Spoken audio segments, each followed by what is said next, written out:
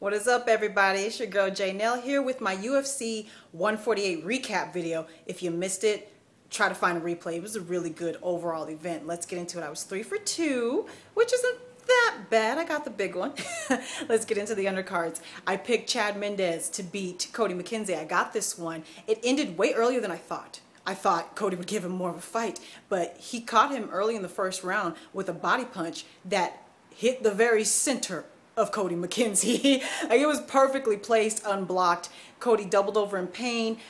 Chad got on top, a couple of hammer fists, ref stopped the fight. It was a good stoppage. Good win for Chad Mendes, and he's basically a fight away from a rematch with Jose Aldo. And we all know how that went. So let's see what's next for Chad Mendes. Good win. Next fight, it was Dong Hyun Kim against Damian Maia. Damian Maia moved down in weight. He was a middleweight, now he's welterweight. Let's see how that works for him. He should be a big welterweight. He won this fight. I lost this pick. I picked Kim. It looked like he won due to an injury, which always sucks. Don't want to take anything away from Maia. It happened so quickly, you didn't get a chance to see what a fight between these two men would actually look like. So I actually want to see them fight again. Looked like the ribs. Early in the first round, Damian Maia got his back standing. As soon as Maia was able to take him down to the mat, he just kind of doubled over in pain. It wasn't from any hard shots or anything, and then the ref called the fight. I don't know if he verbally tapped. You guys tell me, has there been any confirmation on whether or not Kim actually broke ribs or injured anything else? Let me know. Next pick. I got this one, Cung versus Patrick Cote, and I barely got this pick. Let me tell you, Patrick Cote, after 2 years being out on injury, looked really good, and he brought the fight to Cung. Man, in that first round, he had some problems with figuring out his range, but in the second round, he got in there, and he busted Cung up. They were both bleeding. They went at it, and if it wasn't for the few takedowns that Cung scored, I think the decision could have went either way, personally.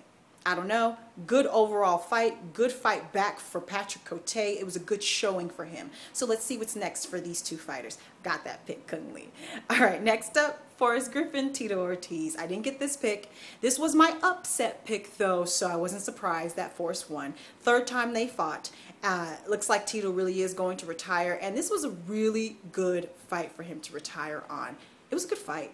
After the first round, the crowd was clapping, myself included, actually. They put it all out there on the line. Tito just didn't quite have enough to finish the fight. Forrest's pace is so chaotic and frenetic. He just keeps throwing, and his punches come at a weird angle.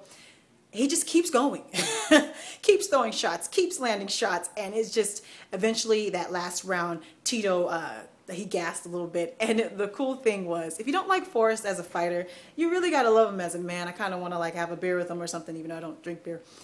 Go to a bar with him. He grabs the mic after the fight. He interviews Tito Ortiz, and he actually asks him, he says, "Do you think all the emotion from this being your last fight is the reason why you gassed towards the end of the fight?" Basically me, the guy who beat you, asking, is the reason why I beat you is because you got tired? I just thought that was great. They obviously have a great amount of respect for each other. They're probably friends, and it was just a nice moment. So thank you, Tito Ortiz, for everything you've done, and you are a legend of the UFC. So, all right, no more Tito Ortiz. What's next for Forrest? Okay. Main event. Anderson Silva against Chael Sonnen, and I got this pick. I got the big one. And it pretty much went kind of how I thought it would. It ended in the second round, earlier than I thought. First round, Chael Sonnen did dominate. He was on top. He had Anderson on the ground pretty much the whole time. But if you didn't think Anderson was hurt in the first fight, I think this fight confirmed that he was hurt in the previous fight, because he was totally different. The way he moved was different. In the first fight, Chael had his way with him. He busted him up bloody, was able to hit him on the ground, ground and pound, pretty much have his way with him. In this first round where he dominated, he got nothing. Okay, there was a couple of times where I thought the ref was actually thinking about standing the fight up, because Anderson completely controlled his body, controlled his posture. He was not able to ground and pound at all. He got full mount for a couple of seconds, but did nothing with it. So it was definitely a difference in Anderson Silva in the way he was able to defend himself, you know, from Chael Sonnen. Second round, he got a little space, and as soon as he got a little space, that accuracy just clicked right on in. He only hit him like 5 times before you could tell Chael was like, oh snap, let me back up. Let me think about this. And then he did something really strange. Chael fans, you tell me why he went for a spinning back fist. Why would you voluntarily show your back, even for a split second, to Anderson Silva? And then he slipped. He went for a spinning back fist. He slipped. He fell on the ground, which, you know, wide opening for Anderson Silva. Anderson Silva hit or landed a beautiful knee to the body. I've already heard a couple of people say that it was an illegal knee. No, it was not. Look at the replay. It was to the body. Okay. And then a couple of shots after that, he got on top, ground and pound, ended the fight. Ended Chael's mouth. Ended the mouth, ended the fight. I don't think there's going to be a 3. There's no need for a 3. So, Chael fans, let me know why you think he went for a spinning back fist at that point in the fight. It didn't make sense to me. And everybody let me know how you thought about the event.